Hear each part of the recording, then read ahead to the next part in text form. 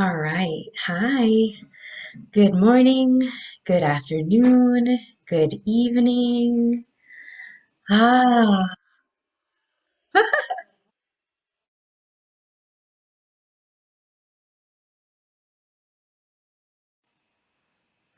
there we go. Got a bit of an echo for a second. So, hi everyone. Thank you so much for starting off our Family Friday calls last week so beautifully.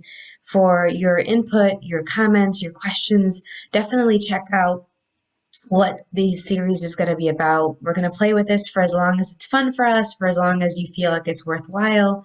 Um, and I can talk about families and children and energies and bodies and all this stuff for forever. So, but I also am going to be in the question and see what's going to create the most for everyone in our group. And have a bit of fun with this too. Let's have some more fun. I think that a lot of our families are requiring a lot more fun. A lot of our bodies are requiring a lot more fun. But then when am I not saying that? So I'm just going to say it again to remind y'all and remind myself, because sometimes I even get caught up in those very tempting, sticky, icky moments, heavy moments where it seems less possible, where you're wondering, how am I going to manage all of this stuff? How is this going to be showing up, and so today, in that vein, and given that you guys were talking about wanting to have some more tools about families and things, there was a topic that was brought up in in our last week's opening welcome discussion about Family Fridays, and it had some really interesting energy to it, and I got that it would be really good to dive deeper about it. And this isn't actually something that before now I have gotten to talk about as explicitly and directly. So thank you, Christina, for bringing it up in last week's call and for your awareness about this and your vulnerability. And let's see what this, invites us all to. Because it's really been, gosh, kind of guiding me into looking a little bit more closely at some of the things around this from me and my family. The topic is generational pressure. So how I'm looking at it, and let me know what you think generational pressure is. I'm going to put it in the chat. What does generational pressure even mean to you? And for me, when I was first talking about it with Christina and in the call, and since then, as I've been sitting with it for a bit, I've been considering it as all these different, both explicit and implicit expectations and projections that have been placed on our bodies, on our life choices, on who we interact with, who we don't interact with, like our career paths, all these different things we that may be influenced by what our family has chosen or what our family has not chosen yet. Like it can be even from things like successes, like how many people were like, you were the first person that graduated from high school, graduated from college, graduated from a master's program. I mean, my mom was the first to get her master's and I was the second. And my mom was the first to get her bachelor's degree in my family. My dad was the first to get a bachelor's degree on his side. So it was a big deal. It was a big deal. And it wasn't this given thing, this assumed thing that even though we were smart and my family has a ton of intelligent people in it, there were a lot of other factors that were playing into them either finishing their degrees or not, um, and what they chose after that. And with that, gosh, there's so many different things I can talk about with that. So, what are those things that, man, it was when you were in school, perhaps there was a pressure for you to accomplish, or you were thinking about the other people that either accomplished it or didn't as you were navigating school? I'm going to start with school because it seems to be a clear example for a lot of people to start with when it comes to pressure. There's also the pressure, like if my mom was a part of five siblings, so she was the oldest, and then she had four brothers. And how many of you had, maybe you were the leader and you were in school first, and then you maybe impacted and created a track for your siblings after you.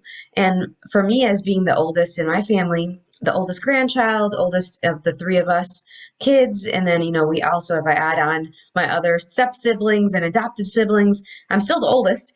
And so there's this whole like pressure, sometimes explicitly said, sometimes directly verbally said out loud. Hey, you need to be really good. You need to set an example. You need to show your younger siblings what to do. And so you almost like were like confined, like you couldn't maybe experiment or rebel as much. You had to be good and responsible and take care of things maybe more than your siblings had to. So, and then for me, I realized when I looked at this generational pressure, well, my mom had that as the oldest and my grandmother. And then it was like, how many generations has this been passed down as, okay, the oldest needs to do this and they're more responsible and they need to take care of the younger ones. And so in some ways, that's created a lot of skills that I wouldn't otherwise have.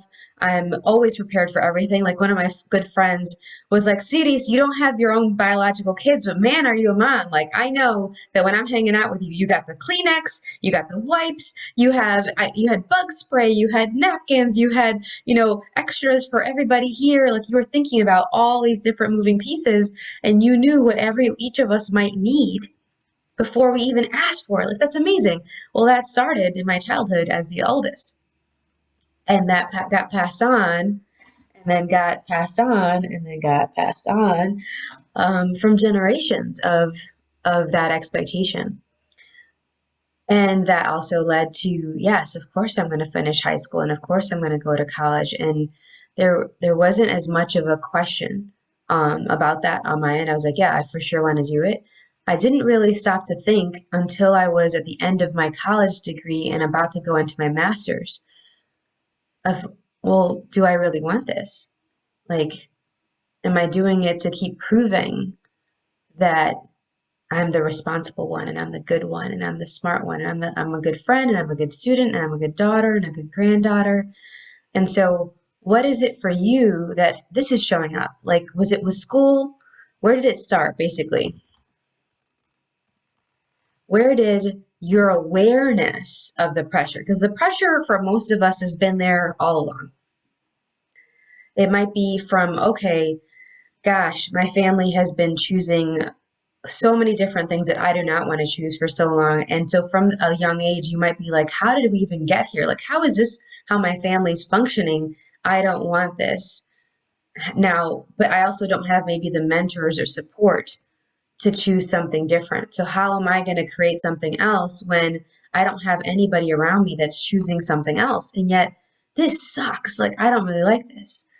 Like, I didn't have that for certain things, but I definitely had it when it came to relationships. I saw how my family did relationships, and there was a lot of pressure for me to do relationships the way everyone else in my family did.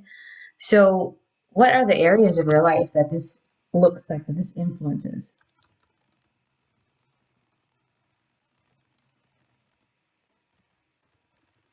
And I love looking at this with in classes and with my clients as well, because what we do is we go in and do tailored exercises to actually not just identify this, but then start choosing beyond it. You know, many of you guys know that my coaching program is called Choosing It All Your Way. Well, you need to know what all is available to you, like uniquely you, and looking at what are some of the anchors, what are some of those things that you're letting slow yourself down, hold you back, limit you in any way, and realize how much of them are self-imposed. They're self-imposed limitations. So yes, you can be perceiving and be aware of all this pressure from family, from generations, from your ancestors. When you hear these stories about what they've done, what they haven't done, and you're like, okay, well, now how is that going to play out in my life? And you maybe start comparing. Well, when you start doing that and you start locking it in, that choice, that moment of unconsciousness is a self-imposed limitation. And so what I started doing, and that I'm going to invite everyone to, who is willing, who'd like to play with this, is in these calls, maybe looking at, well, first, where is this showing up in your life? Where are you assuming that, oh, because of my family, blah, blah, blah, blah, blah. I used to do that, oh, because I'm a child of divorce, blah, blah, blah, blah, blah. I used to say that. And I was like, well, what if I didn't actually use that to define me? Hmm, well, then what would I choose? Or if you're saying, oh, because my mom did this and this, or my dad did this and this, then da da da da. Da.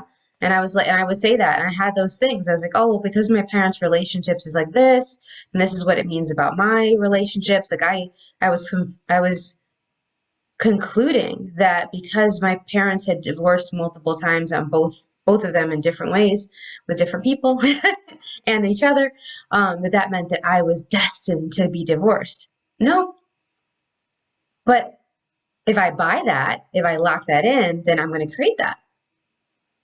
And so I was like, well, what?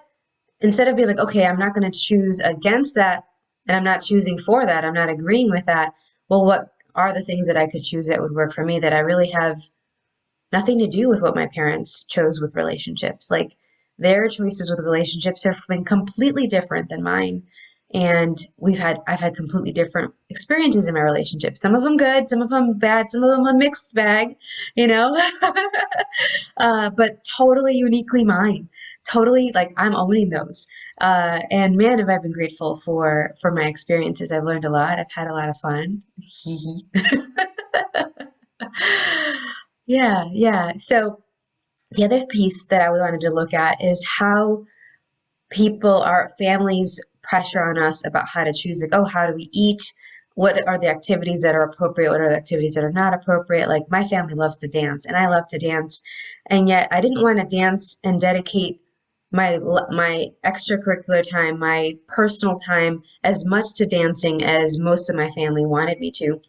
And I was judged for it initially. And I wanted more variety. I wanted to dance, but I also wanted to go hiking and kayaking, and I wanted to play tennis and all these different things. And for one side of my family, they were like, you could do whatever you want. And for the other side, it was like, wait, how are you not going to the clubs all the time and dancing? And like, we want to dance with you. And sometimes it came from a place of like, we want to bond with you around this. You know, it was really sweet. And sometimes it was like, well, what's wrong with you that you don't want to do this? Like we want to. And really focus on it, and what's this whole variety, like why do you need to do all these different things? Like it was like dance and a sport, and like one sport was allowed, but I was like, but I want like 10, you know. uh and two wasn't going to be enough. And so when the activities get influenced by family and generations, I mean, there's been, you know, my family has multiple generations of musicians and dancers and people who love music in this way, and I definitely love music. And so I'm not choosing against that. I just wanted to make it my own. Well, what does that influence? How does that influence our bodies? Like our bodies are created continuously by our choices, day to day, week to week, month to month, year to year. And so I had this beautiful moment with my grandmother one time, because my family also has a lot of heart disease and mental health issues, and asthma, allergies, and things like that. And I, as many of you know, but maybe some of you don't, I used to have chronic illness, all these different respiratory infections, chronic pain. I used to have all these different allergies. And by the time I realized that I had the allergies, and after being undiagnosed with them for so long, my immune system was really run down. And I remember as I was rebuilding my immune system and using all these different tools and working with holistic physicians and naturopathic doctors, I had this beautiful moment with my grandmother where I was like, abuela, which is the word for grandmother in Spanish. I was like, abuela, so I please know that I'm not judging you for what's going on with you and what's happened with our family sometimes. And I think one of my uncles were there too.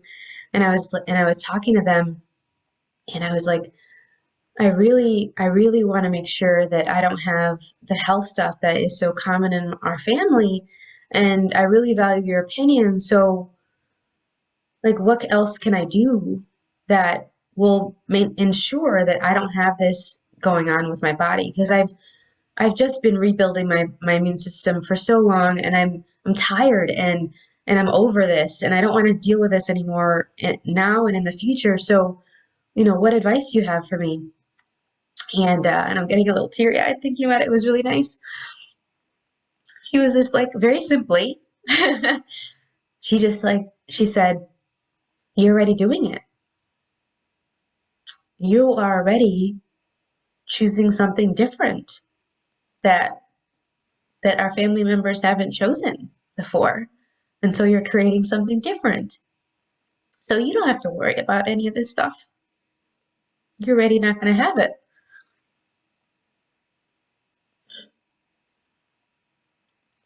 It's so simple. I mean, this was, gosh, maybe 15 years ago, 10 years ago now. And man, it meant so much to me. It still means a lot to me, that moment, because as much as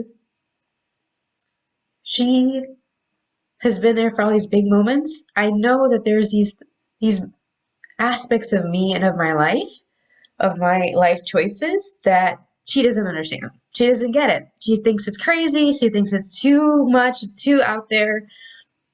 And yet in that moment, as much as she doesn't always get me, she was saying it's okay. And she was acknowledging that I was creating my own path, and that by me choosing something different, it was opening up doorways for me and for the rest of the family and for the other people that I was interacting with. And I really, really appreciated that. Like, it was kind of like I wasn't actually asking the question for approval, but she was kind of giving me the approval there.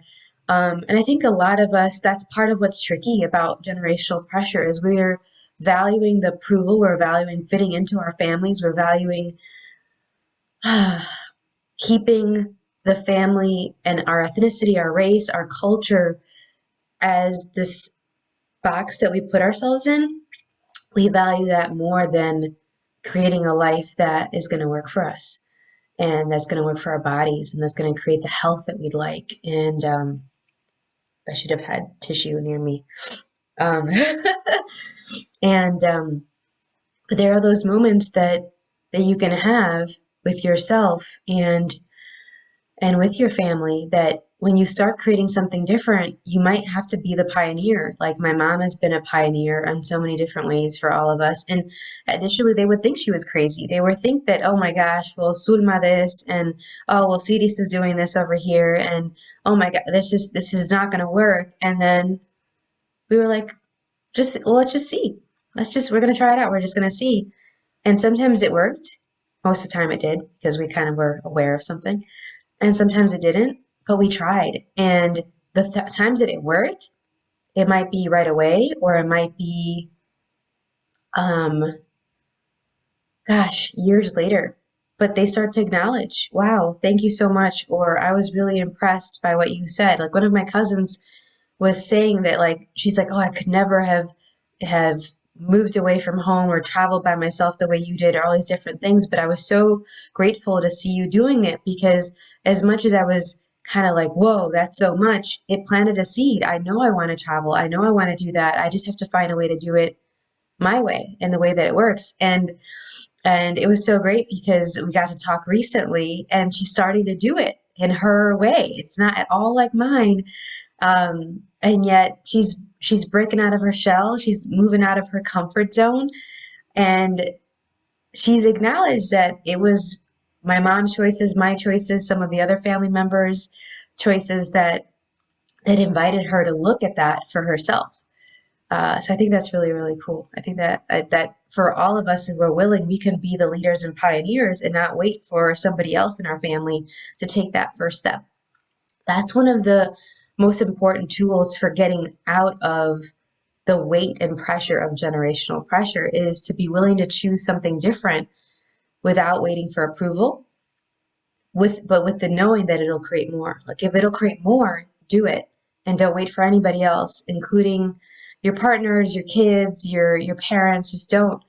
Um, there's, as much as I have a lot of support from my parents, there are definitely certain things that I chose that they were like, I don't know, are you sure? And I did it anyway, and I created what it created. And so I have no regrets, and it's just, it's created something different. Not better or worse, just different. So I'm looking at my notes really quick right here. The other thing that that is a tool here is looking at all the places where you are hiding your family, where you are keeping secrets. There's sometimes a lot of generational pressure to not talk about certain things. And if we aren't willing to talk about something, we cannot change it. I'm going to say that one more time. When we're not willing to talk about something, we can't change it. It's not possible to change it. Oh, the energy that brought up just making me all, woo, woo. So one of the things that started to happen as I was willing to have these conversations, these difficult conversations with different people, with myself, to look at this, like all the places where I was putting pressure on myself, or that I was aware of pressure from family and from everything that's been just coming down the pipeline over the generations, is all of a sudden all these different secrets, like big secrets in our family, started coming to the light. And from from people who'd been raped, that they didn't talk about it. When I started talking about my sexual assault, it started being revealed, like, oh, well, so and so and so and so, oh, and that person too. And incest, abuse, a lot of different abuse stuff that wasn't talked about was talked about when I started talking about the abuse I'd experienced, and the people that I was working with that had experienced abuse, and how they were able to create beyond it and create like joyful lives, even though they'd had all this abuse and assaults. It's you don't have to do it at all like how I've done it. You don't even have to be on social media about it, but really look at this for you first. Like that's where I started, is doing all these different like exercises for myself, and writing these different lists and journaling a lot, and reflecting on, well, wow, how much of this was I aware of, even though nobody was talking about it. That's a pressure that can weigh on us, that can influence where we go, who we interact with in our family and beyond our family. If we have to start acknowledging what we're aware of, that unseen, the hidden, the nonverbal. And when you start to look at this, your eyes open more, you have even more clarity on what's going on, and you stop being at the effect of it. You start, now I'm not saying you have to call people out on their stuff. Sometimes that's going to create more, sometimes it's not. But at least internally, you're like, oh, well, that's baloney. Okay, that's not cool. That's not true. Got it. Well, I know what's really behind all of that and that comment over there. Or, oh, well, they're saying this, but they're not taking their own advice. Like, don't you love it when family is pushing all this advice on you, but you're like, did I ask for this? I don't know if I asked for your opinion about this. That kind of thing. Um, Look at that, and see how you can choose something different. So start by being aware of what you're aware of and acknowledging what you're aware of. What are the secret hidden things? What are those nonverbal things? Yeah.